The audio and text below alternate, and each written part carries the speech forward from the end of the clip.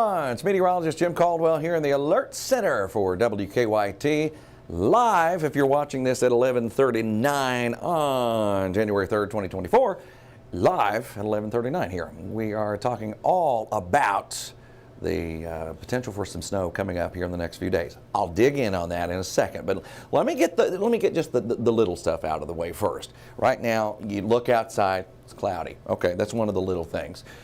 Temperatures above freezing for most of us now. That's another good thing. If we had this kind of air around on Christmas, by the way, we would talk about all kinds of snow, but we didn't get it. And the cold air didn't show up at the right time.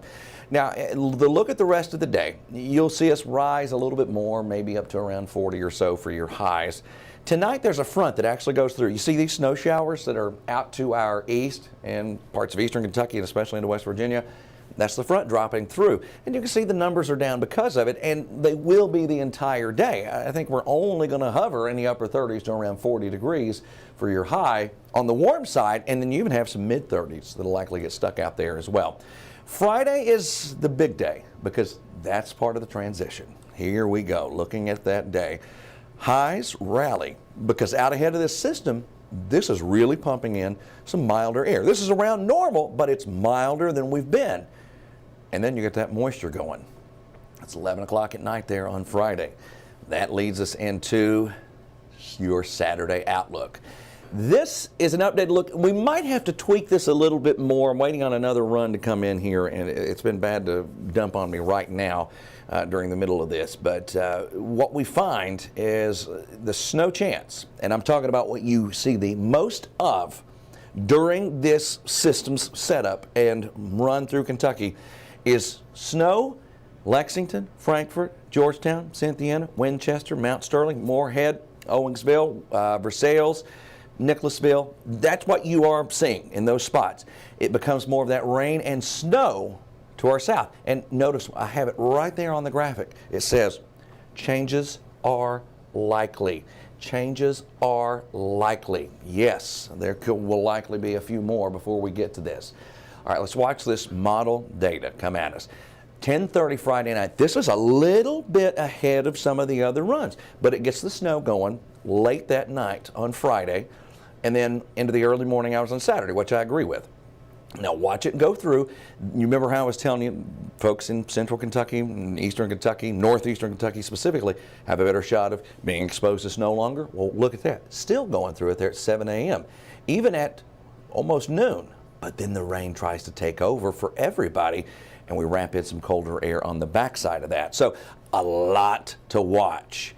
Model run, still dumping. This is the latest run of the GFS.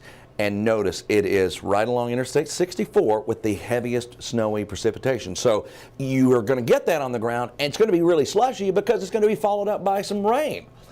So there's that run.